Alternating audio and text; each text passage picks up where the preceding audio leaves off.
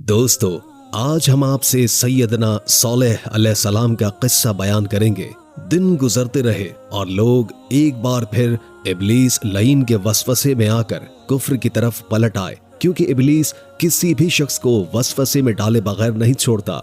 इस तरह एक बार फिर कुफ्र फैल गया। चुनाचे अल्लाह ने उनकी हिदायत के लिए सोलेह अलैहिस्सलाम को मबूस फरमाया। ये समूद के पोतों में से एक अरबी नबी थे। इनका नसब नामा इस तरह है: सोलेह बिन उबैद बिन नासिह बिन उबैद बिन हावर बिन समूद बिन नासिर बिन साम बिन नूह अलैहिस्सलाम। गोया सोलेह अलैहिस्सलाम का ताल्लुक कौम समूद से था और ये कौम आद की नस्ल से थी। समूद की कौम ने यमन को खैराबाद कहा और जजीरे से शिमाल की तरफ मुंतकिल हो गए और वहां हजर नामी बस्ती में जा ठहरे। कुरान करीम की सूरह हजर इसी बस्ती के नाम से मौसूम है। कौम आद का तस्करा इस सूरह के अलावा सूरह अहकाफ और सूरह हूद में मिलता है। अल्लाह ताला सूरह हजर की आयत 80 में फरमाते हैं, और हजर वालों ने भी रसूलों को झुटलाया।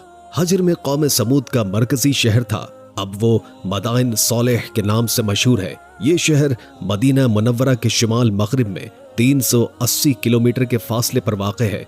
ये लोग पहाड़ों को तराश कर घर बनाते थे। ये सनत और कारीगरी उन्होंने कौम आद से विरासत में पाई थी। अल्लाह ताला सूरह फजर आयत 9 में फरमाते हैं, और कौम समूद के साथ क्या किया जिन्होंने वादी में बड़े बड़े पत्थर तराशे। कुरान मजीद में अल्लाह ताला एक और मकाम पर फरमाते हैं, और हमने कौम आद और समूद को गारत किया जिनके बाज मकानात आपके सामने जाहिर हैं। उनके मकानात उनकी तबाही से लेकर अब तक मौजूद हैं। शाम के रास्ते में खैबर से तबूक तक कौम समूद के आसार पाए जाते हैं। ये लोग किस तरह पत्थर तराश तराश कर घर बनाते थे, अल्लाह ताला ने सूरह अराफ आयत 76 में इसका जिक्र किया है। उस वक्त को याद करो जब अल्लाह ताला ने तुम्हें कौम आद के बाद जानशीन बनाया और तुम्हें जमीन पर रहने का ठिकाना दिया कि नर्म जमीन पर मिसल बनाते रहो और पहाड़ों को तराश तराश कर उनमें घर बनाते हो। सो अल्लाह की नेमतों को याद करो और जमीन में फसाद मत फैलाओ। ये आयत उनकी ताकत,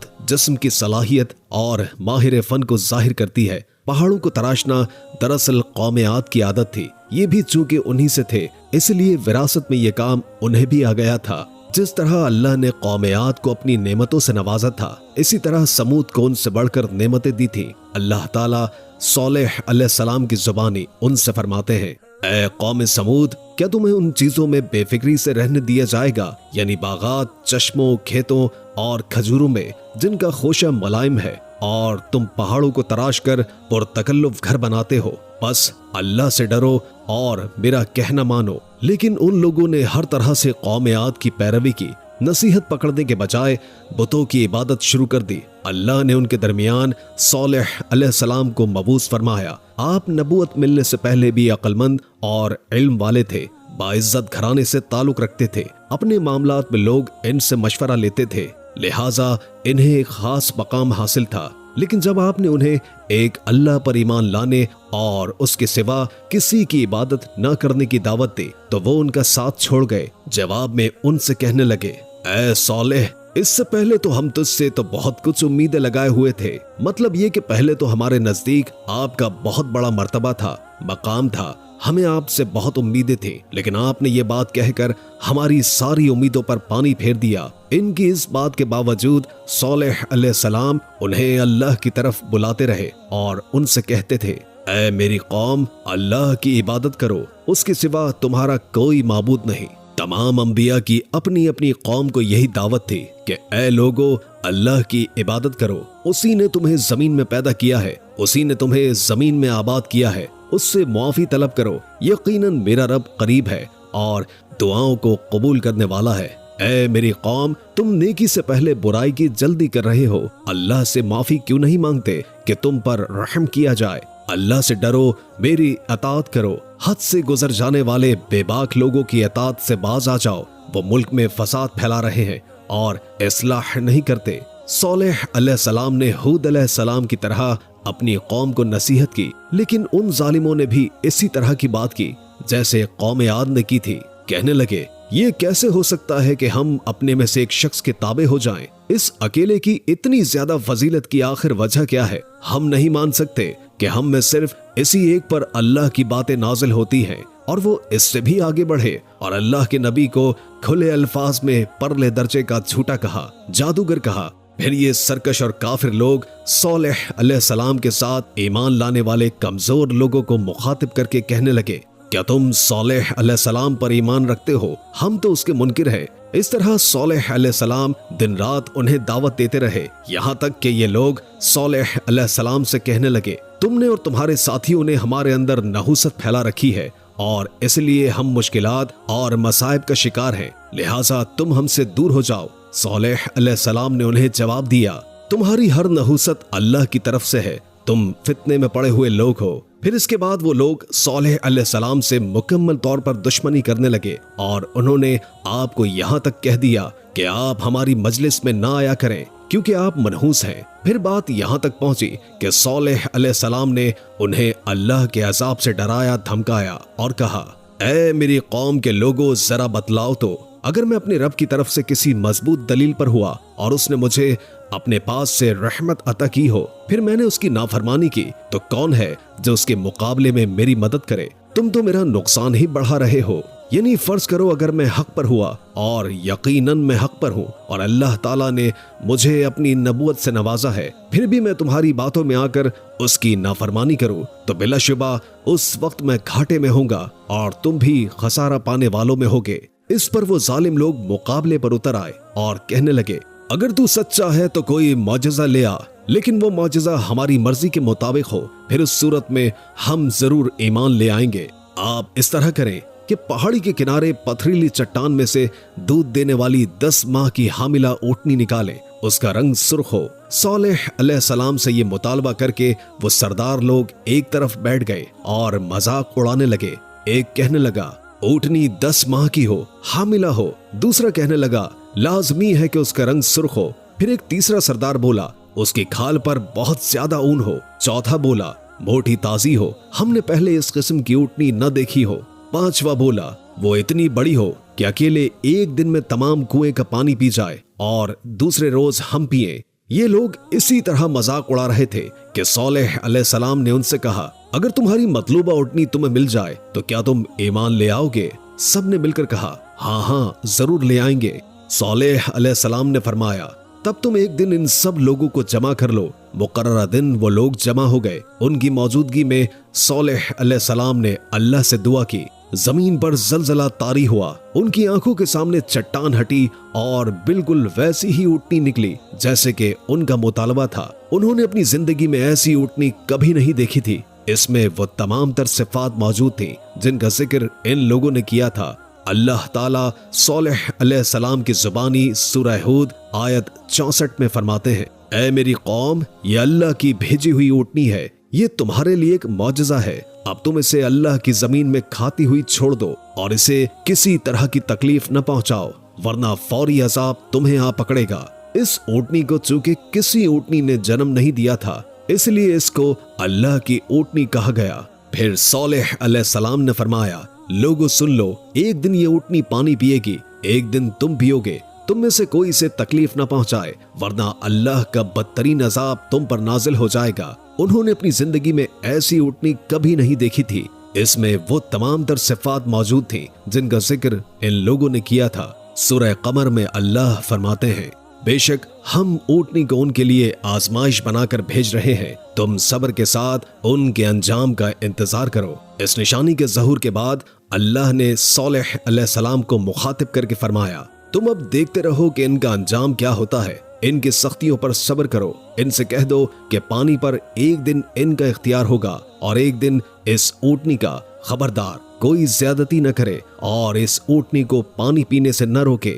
सूरह शम्स में अल्लाह ताला फरमाते हैं, उनसे अल्लाह के रसूल ने फरमा दिया था कि अल्लाह की ऊँटनी की और उसके पानी की बारी की हिफाजत करो, यानी ना तो इसे पानी पीने से रोको और ना ही इसे कोई तकलीफ पहुंचाओ। इस मौजज़े को देखकर लोग दो ग्रोहों में बट गए। बहुत कम लोगों ने सॉलेह अलैहिस्सलाम की पैरवी की और उन पर ईमान लाए, जबकि अक्सर लोग फिर भी अपने कुफ्र पर डटे रहे। अल्लाह ताला फरमाते हैं, इन लोगों ने खुद मौजज़े का मुतालबा किया था, लेकिन इसको अपनी आंखों से देखने के बावजूद जुल्म पर अड़े रहे और कुफ्र पर इसरार करते रहे। सूरह हजर आयत 81 में अल्लाह ताला फरमाते हैं, और उन्हें हमने अपनी निशानियां भी अता फरमाई थी, लेकिन फिर भी वो उनसे गर्दन मोड़ने वाले ही रहे। इसी तरह सूरह बनी इसराइल में अल्लाह ताला फरमाते हैं, हमने कौम समूद पर निशान के तौर पर ऊँटनी अता फरमाई थी, लेकिन उन्होंने उस पर जुल्म किया। बिलाशुबा वो एक वाज़ेह निशानी थी। कोई शख्स ये नहीं कह सकता था कि इसे जादूगरों ने पैदा किया। वो ऊँटनी उन सब में मौजूद रही, उनके इलाके में जहाँ चाहे चरती। जब कुएं पर पानी पीने जाती तो सारा पानी पी जाती। वो लोग उसका दूध पीते, दूध सबके लिए काफी हो जाता। उनकी आंखों के सामने उसने एक बच्चे को जन्म दिया। वो शक्ल सूरत में बिल्कुल अपनी माँ जैसा था। लोग उसे देखकर ताजुब करते। बच्चा ऊँटनी के साथ रहता, ये एक वाज़ेह निशानी थी। इस पर जादू का गुमान नहीं किया जा सकता था। वो ऊँटनी एक अरसे तक उन लोगों में रही। अल्लाह फरमाते हैं, हमने कौम समूद को बतौर निशान के एक ऊँटनी दी थी, लेकिन उन्होंने उस पर जुल्म किया। हालांकि ये निशानियां हम लोगों को डराने के लिए ही भेजते हैं। वो लोग इस ऊँटनी को देखकर मुताजिब जरूर हुए, लेकिन ईमान फिर भी बहुत कम लोग लाए। हालांकि इस निशानी के बाद उन्हें चाहिए था कि ईमान ले आए। फिर एक दिन कौम के सरदारों ने मशवरा किया कि अगर हमने सोलेह को इस तरह छोड़ दिया तो कहीं लोग हमें न छोड़ दें और सोलेह के पैरोकार बन जाएं। इस ऊँटनी ने तो हमें मुसीबत में डाल दिया है। हम पूरा एक दिन पानी को छू भी नहीं सकते, क्योंकि ये सारा दिन पानी पीती रहती है। फिर भी ये इस कदर देवहेकल है कि इसे देखकर हमारी बकरियां भाग जाती हैं। ऊँट इसे देखकर खौफजदा हो जाते हैं, लिहाजा हमें चाहिए कि इससे छुटकारा हासिल कर लें। वो आपस में मशवरा करते रहे। आखिर उन्होंने एक आदमी मुंतखब किया। मौरखीन का इस पर इत्तेफाक है कि उसका नाम क़द्दार बिन सालिफ था। उसके साथ उसका एक साथी भी था। उन दोनों ने मिलकर ऊँटनी को कत्ल किया। अल्लाह ताला सूरह कमर आयत 29 और 30 में फरमाते हैं, फिर उन्होंने अपने साथी को बुलाया, तब उसने अपना हाथ बढ़ाया और उसकी कूंचें काट दी। फिर देखा हमारा अजाब और डरावा कैसा था। इस क़द्दार के बारे में नबी करीम सल्लल्लाहु अलैहि वसल्लम का इरशाद है कि पहले लोगों में से सबसे ज्यादा बदबख्त यही था। अल्लाह ताला ने कुरान मजीद में इसका जिक्र यूं फरमाया है। तर्जुमा, फिर उन्होंने अपने साथी को पुकारा। सूरह शम्स में अल्लाह फरमाते हैं, तर्जुमा, जब उनमें बड़ा बदबख्त शख्स उठ खड़ा हुआ, ये बदबख्त क़द्दार था, अपने साथियों को साथ लाया और ऊँटनी को कत्ल करने के लिए तैयार हो गए। आपस में मशवरा हुआ कि ये न कहा जाए कि हमने इसे कत्ल किया है। इस तरह बाकी लोगों ने भी उनसे इत्तेफाक किया। अल्लाह ताला सूरह नमल आयत 48 में फरमाते हैं, और शहर में 9 आदमी ऐसे थे जो जमीन में फसाद करते थे और इस्लाह नहीं करते थे। मतलब ये कि ये लोग फसाद की इंतहा को पहुंचे हुए थे। उनमें भलाई नाम को नहीं थी और न ही इनका फसाद की इस्लाह का इरादा था। बुखारी, मुस्लिम और मसनद अहमद की एक हदीस में है, रसूल अल्लाह सल्लल्लाहु अलैहि वसल्लम ने एक बार अपने खुतबे में इस ऊँटनी और इसे मार डालने का जिक्र फरमाया कि जैसे अबू जामा था, उसी जैसा ये शख्स भी अपनी कौम में अजीज, दिलेर और बड़ा आदमी था। तमाम लोगों ने इस बदबख्त के साथ अहद किया और इसे यकीन दिलाया कि अगर तुम्हारे साथ किसी ने बुराई का इरादा किया तो तमाम कौम तुम्हारी हिमायत में उठ खड़ी होगी। इस यकीन दहानी के बाद ये बदबख्त ऊँटनी के इंतजार में बैठ गए। ऊँटनी पहाड़ की तरफ से आती थी और पानी पीकर वापस चली जाती थी। यही इसका मामूल था। जब इन लोगों ने चट्टान से ऊँटनी को निकलते देखा तो अचानक हमले के लिए आगे बढ़े, लेकिन इसका जलसा देखकर खौफजदा हो गए, उल्टे पांव भागे। बदबख्त क़द्दार ने अपने साथियों की ये हालत देखी तो हंस पड़ा और आगे बढ़कर ऊँटनी की रान में तीर मारा। इससे ऊँटनी की रान की हड्डी टूट गई और वो नीचे गिर गई। फिर उस जालिम ने अपने साथियों को आवाज दी और आगे बढ़कर ऊँटनी की कूंचें काट दी। सूरह शम्स में अल्लाह ताला फरमाते हैं, इन लोगों ने अपने पैगंबर को झूठा समझकर इस ऊँटनी की कूंचें काट दी। बस उनके रब ने उनके गुनाहों के बायस उन पर हलाकत डाली और फिर हलाकत को आम कर दिया और उस बस्ती को बर्बाद कर दिया। ऊँटनी की कूंचें काट दिए जाने के बारे में अल्लाह ताला एक दूसरे मकाम पर फरमाते हैं, बस उन्होंने ऊँटनी को मार डाला और अपने परवरदिगार के हुक्म से सरताबी की और कहने लगे, ऐ सोलेह, जिन अजाबों से तू हमें धमकाता रहता है, अगर तू वाकई पैगंबर है तो उन अजाबों को हम पर नाजिल करा दे। ऊँटनी पर हमला होते ही उसका बच्चा भाग निकला था। वो पहाड़ की चोटी पर चढ़ गया, 3 मरतबा बिलबिलाया। ये बदबख्त उसके पीछे भागे और आखिर उसे भी कत्ल कर दिया। फिर तमाम बस्ती के लोग जमा हुए, ऊँटनी और उस बच्चे का गोश्त तैयार किया और मजे के साथ उसको खाया। इस जुर्म में सब ने शिरकत की البتہ جو لوگ صالح علیہ السلام پر ایمان لے آئے تھے وہ الگ تھلگ رہے۔ صالح علیہ السلام کو جب یہ خبر ملی تو وہ گھبرائے ہوئے اونٹنی کے پاس پہنچے۔ اونٹنی بے جان پڑی تھی اور اس کا بچہ بھی بے جان تھا۔ لوگ اس کے گرد جمع تھے اور ان کا گوشت کھا رہے تھے۔ اس پر صالح نے کہا، اچھا تم 3 دن تک اپنے گھروں میں رہ سہ لو، یہ وعدہ جھوٹا نہیں ہے۔ مطلب یہ کہ تمہیں صرف 3 دن کی مہلت ہے، اس کے بعد تم سب کے سب ہلاک کیے جاؤ گے۔ وہ صالح علیہ السلام کی بات کو رد کرتے ہوئے انہیں دھمکیاں دینے لگے کہ جن عذابوں کا تو ہم سے وعدہ کر رہا ہے، اگر تو سچا ہے تو ان کو ہم پر نازل کر دے۔ اس کے بعد وہ جمع ہو کر مشورہ کرنے لگے کہ آج رات صالح کو بھی مار ڈالو۔ ان کے اس مشورے کے بارے میں اللہ تعالیٰ سورہ نمل آیت 48 اور 49 میں فرماتے ہیں، اس شہر میں 9 سردار تھے، وہ زمین پر فساد پھیلاتے رہتے تھے اور اصلاح نہیں کرتے تھے۔ انہوں نے آپس میں بڑی بڑی قسمیں کھا کر عہد کیا کہ رات کو ہی صالح اور اس کے گھر والوں پر چھاپا ماریں گے اور اس کے وارثوں سے صاف کہہ دے کہ ہم اس کی اہل کی ہلاکت کے وقت موجود نہیں تھے اور ہم بالکل سچے ہیں۔ اب یہ صالح علیہ السلام کے گھر کی طرف چلے۔ اللہ تعالیٰ سورہ نمل آیت 50 اور 51 میں فرماتے ہیں، اور انہوں نے ایک داؤ کھیلا تو ہم نے بھی ایک ایسا داؤ کھیلا کہ انہیں خبر بھی نہ ہو، پھر دیکھو کہ ان کے داؤ کا انجام کیا ہوا، ہم نے انہیں اور ان کی ساری قوم کو ہلاک کر دیا۔ صالح علیہ السلام کا گھر پہاڑ کی بلندی پر تھا۔ یہ فسادی لوگ ابھی اوپر چڑھ رہے تھے کہ زمین حرکت کرنے لگی۔ ایک چٹان اوپر سے لڑکتی ہوئی آئی اور ان تمام کو پیس کر رکھ دیا۔ ان 9 فسادی لوگوں کی ہلاکت کے ساتھ ہی اللہ کے عذاب کی ابتدا ہو چکی تھی۔ چنانچہ صالح علیہ السلام نے اپنے ساتھیوں کے ساتھ اس بستی کو چھوڑ دیا، یعنی وہ حجر کے علاقے سے نکل گئے۔ صبح ہوئی تو لوگوں نے ایک عجیب منظر دیکھا۔ قوم سمود کے تمام لوگوں کے چہرے زرد پڑ چکے تھے، وہ سب رونے لگے کیونکہ عذاب کے آثار شروع ہو چکے تھے۔ دوسرے دن تمام لوگوں کے چہرے آگ کی طرح سرخ ہو گئے اور تیسرے دن تمام کے چہرے سیاہ ہو چکے تھے۔ اپنی یہ حالت دیکھ کر سب لوگ رونے اور چیخ پکار کرنے لگے، اپنی قبریں کھودنے لگے۔ اب انہیں یقین ہو چکا تھا کہ عذاب کا وعدہ برحق تھا۔ اللہ تعالیٰ نے انہیں پہلی قوموں کی طرح ایک قسم کا عذاب نہیں دیا تھا، جیسے قوم نوح کو صرف طوفان کے ذریعے ہلاک کیا، قوم عاد کو صرف طوفانی ہواؤں کے ذریعے ہلاک کیا گیا، لیکن قوم سمود کو اللہ تعالیٰ نے طرح طرح کے عذابوں سے دوچار کیا، اس لیے کہ انہوں نے اپنی مطلوبہ شرط پوری ہونے کے باوجود ایمان قبول نہیں کیا تھا۔ عذاب کی ابتدا زلزلے سے ہوئی، زمین حرکت کرنے لگی۔ اس کی وجہ سے وہ لوگ اپنے گھروں میں اوندھے کے اوندھے پڑے رہ گئے، ان میں اٹھنے کی طاقت تک نہ رہی۔ پھر آسمان میں سخت کڑاکڑ ہوا، اس کی ہولناک دہشت انگیز چنگھاڑ نے ان کے بھیجے پھاڑ کر رکھ دیے۔ ایک لمحے میں ایک ساتھ وہ سب ڈھیر ہو گئے۔ ان کی ہلاکت اور تباہی کو بیان کرتے ہوئے اللہ تعالیٰ سورہ الذریات آیت 43 تا 45 میں فرماتے ہیں، اور سمود کے قصے میں بھی عبرت ہے جب ان سے کہا گیا کہ تم کچھ دن تک فائدہ اٹھا لو، لیکن انہوں نے اپنے رب کے حکم سے سرتابی کی،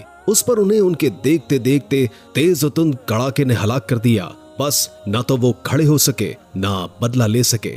اسی طرح سورہ ہود میں اللہ تعالیٰ نے ان کی تباہی کا نقشہ اس طرح کھینچا ہے کہ ایک زوردار کڑک نے ان ظالموں کو آ لیا، پھر تو وہ اپنے گھروں میں زانوں کے بل مردہ پڑے رہ گئے، ایسے گویا کہ وہ کبھی آباد ہی نہ تھے۔ سورہ قمر میں ان کی رسوائی اللہ تعالیٰ نے ان الفاظ میں بیان کی، ہم نے ان پر ایک چیخ بھیجی، پھر وہ ایسے ہو گئے جیسے کانٹوں کی باڑ کا چورا۔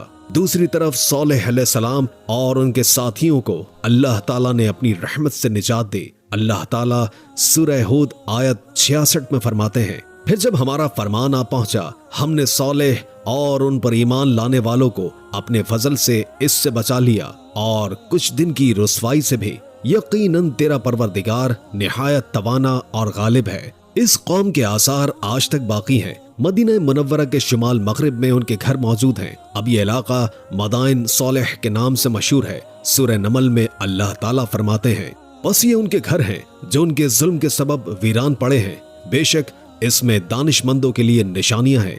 اللہ تعالیٰ نے ان کے نشانات کو آج تک باقی رکھا ہے تاکہ بعد میں آنے والوں کو یقین ہو جائے اور کسی قسم کا شک نہ رہے۔ عذاب کے آثار نمودار ہونے پر صالح علیہ السلام نے ان سے فرمایا تھا، اے میری قوم، میں نے تمہیں اپنے پروردگار کا حکم پہنچا دیا تھا اور میں نے تمہاری خیر خواہی کی، لیکن تم لوگ خیر خواہوں کو پسند نہیں کرتے۔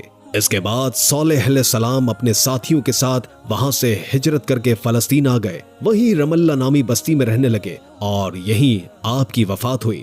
نبی کریم صلی اللہ علیہ وآلہ وسلم صحابہ کرام کے ساتھ تبوک تشریف لے گئے تو آپ نے مدائن صالح کے قریب قیام فرمایا تھا۔ صحابہ کرام نے ان کنووں سے پانی لے لیا جو قوم سمود کے استعمال میں رہے تھے، کچھ برتن بھی وہاں سے لے لیے۔ آپ صلی اللہ علیہ وآلہ وسلم کو جب پتا چلا تو آپ نے فرمایا برتنوں کو توڑ دو اور اس کے پانی کو بہا دو اور اس پانی سے جو کھانا تیار کیا ہے اس کو الٹ دو۔ آپ نے انہیں ان گھروں میں داخل ہونے سے بھی روک دیا جن میں اللہ کا عذاب نازل ہوا تھا۔ آپ صلی اللہ علیہ وآلہ وسلم نے فرمایا میں ڈرتا ہوں تم پر بھی ایسا عذاب نہ آ جائے جیسا ان پر آیا تھا، اس لیے ان کے علاقے میں داخل نہ ہوا کرو، اور اگر داخل ہونا پڑ جائے تو روتے ہوئے داخل ہوا کرو، اور رونا نہ آئے تو رونے جیسی شکل بنا لیا کرو تاکہ تمہارا شمار ظالموں میں نہ ہو۔ اللہ تعالیٰ فرماتے ہیں آگاہ رہو، قوم سمود نے اپنے رب سے کفر کیا، سن لو ان سمودیوں پر پھٹکار ہے۔ قرآن میں ان کا قصہ 26 سے زائد مرتبہ بیان کیا گیا ہے۔ اس کے بعد لوگ ایمان کی حالت میں امن و چین کی زندگی بسر کرنے لگے، لیکن پھر نئے سرے سے ان میں خرابی پیدا ہوئی۔ شیطان نے پھر اپنا کام دکھایا، ان کے دلوں میں وسوسہ ڈالا اور فلسطین کی راہ، مصر اور جزیرے کے نواحی علاقوں میں شرک پھیل گیا۔ لوگ ایک بار پھر کفر کی طرف پلٹ پڑے۔ اس پورے قصے میں چند عبرتیں ہیں، آئیے ذرا ان کا بھی ذکر ہو جائے۔ اللہ تعالیٰ کی اونٹنی اگرچہ سیدنا صالح علیہ السلام کی نبوت کا ایک نشان تھی، ان کی سچائی کا ثبوت تھی، لیکن قرآن کریم کی وضاحت یہ ہے کہ وہ قوم سمود کی آزمائش کے لیے تھی اور وہی ان کی ہلاکت کا نشان ثابت ہوئی، جیسے کہ سورہ قمر میں اللہ تعالیٰ فرماتے ہیں بے شک ہم اونٹنی کو ان کی آزمائش اور امتحان کے لیے بھیجنے والے ہیں، بس تو ان کے انتظار میں رہ اور صبر اختیار کر۔ سنت اللہ یہی رہی ہے کہ اگر وہ اپنے پیغمبر کو کسی قوم کی ہدایت کے لیے بھیجے اور قوم اس کی ہدایت پر کان نہ دھرے تو ضروری نہیں کہ وہ قوم ہلاک کر دی جائے، لیکن جو قوم اپنے نبی سے اس وعدے پر نشان طلب کرے کہ اگر ان کا مطالبہ نشان ظاہر ہو گیا تو وہ ایمان لے آئیں گے، اور پھر نشان آ جانے کے بعد وہ ایمان نہ لائے تو اس قوم کی ہلاکت یقینی ہے۔ اللہ تعالیٰ اس قوم کو معاف نہیں کرتے جب تک کہ وہ تائب نہ ہو جائے اور اللہ کے دین کو قبول نہ کرے، یا عذاب الہی سے صفائے ہستی سے مٹ کر دوسروں کے لیے عبرت کا نشان بن جائے۔ لیکن اس سنت سے نبی کریم صلی اللہ علیہ وآلہ وسلم کی امت مستثنا ہے، اس لیے کہ آپ صلی اللہ علیہ وآلہ وسلم نے وضاحت فرمائی ہے کہ میں نے اللہ تعالیٰ سے دعا مانگی ہے کہ اللہ تعالیٰ میری امت پر عذاب عام مسلط نہ فرمائے، اور اللہ نے میری دعا قبول فرمائی۔ قرآن مجید میں اللہ تعالیٰ نے نبی کریم صلی اللہ علیہ وآلہ وسلم کی اس بات کی یوں تصدیق کی ہے، اے رسول اس حال میں کہ تو ان میں موجود ہے، اللہ تعالیٰ ان کافروں پر عذاب مسلط نہیں کرے گا، اور یہ ایک خطرناک غلطی نفس کا دھوکہ ہے کہ انسان عیش و عشرت اور دنیاوی جاہ و جلال کو دیکھ کر یہ خیال کر بیٹھے، یہ گمان کر لے کہ جس قوم یا فرد کے پاس یہ سب کچھ موجود ہے وہ ضرور اللہ تعالیٰ کے سائے میں ہے، اور یہ کہ ان کی یہ خوش عیشی اس بات کی علامت ہے کہ اللہ تعالیٰ کی خوشنودی ان کے ساتھ ہے۔ یہ نفس کا دھوکہ ہے، غلط فہمی ہے، بلکہ کج فہمی ہے۔ قرآن کریم کے اس واقعے میں جگہ جگہ اس بات کی وضاحت ہے کہ بعض اوقات زیادہ سے زیادہ خوش عیشی زیادہ سے زیادہ آزاد کا پیش خیمہ ثابت ہوتی ہے، اگرچہ قوموں کے لیے اس کی مدت چند ماہ یا چند سال نہیں بلکہ گھبرا دینے والی مدت ہی کیوں نہ ہو، مگر ہر قسم کی دنیاوی کامیابیوں اور خوش عیوشیوں کے ساتھ جب ظلم، سرکشی اور غرور کسی قوم کا مستقل شعار بن جائے تو سمجھ لو ان کی تباہی اور ہلاکت کا وقت قریب آ پہنچا۔ اللہ تعالیٰ فرماتے ہیں تیرے رب کی پکڑ بہت سخت ہے، لیکن اس کے ساتھ یہ بات بھی ہے کہ کسی قوم کی تمام تر خرابیوں کے باوجود اگر قوم سے اکثر افراد اللہ کے شکر گزار ہوں، اس کے بندوں کے ساتھ انصاف کرنے والے اور آپس میں نیک نیت اور خیر خواہی کرنے والے ہوں، تو بلا شبہ وہ اللہ کے ہاں مقبول بندے ہیں، اور انہی کو دنیا اور آخرت کی کامیابیوں کی بشارت ہے، اور انہی کے لیے یہ دنیاوی عیش اللہ کی بے انتہا نعمتوں کی علامت ہے۔ انہی الفاظ پر سیدنا صالح علیہ السلام کا قصہ اختتام کو پہنچا۔ उम्मीद है कि आज की ये वीडियो आपको काफी मालूमाती लगी होगी और इससे बहुत कुछ जानने को मिला होगा। अगर वीडियो अच्छी लगे तो लाइक करके हमारे चैनल को सब्सक्राइब कर दें और कमेंट बॉक्स में कमेंट करके अपनी आरा से भी आगाह कीजिए और बेल आइकॉन को क्लिक कर दें ताकि हमारी नई आने वाली वीडियोस का आपको पता चलता रहे। अगर जिंदगी रही तो एक और वीडियो के साथ इंशाअल्लाह हाजिर होंगे। अभी हमें इजाजत दीजिए। अल्लाह हाफिज।